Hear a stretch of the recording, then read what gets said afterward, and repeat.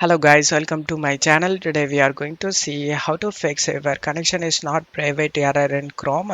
Let's fix it guys. You just need to right click on the Chrome and select open file location, and you just need to right click on the Chrome and select show more options and select send it to and select desktop.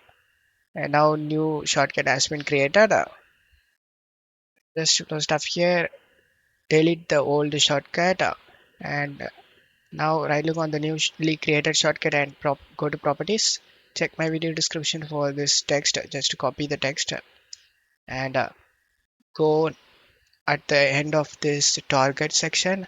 Just press space in your keyboard and paste this text we copied.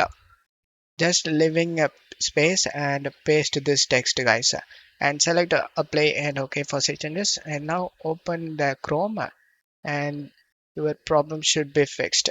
Now you can search whatever you want. Don't forget to leave a like guys. Thank you.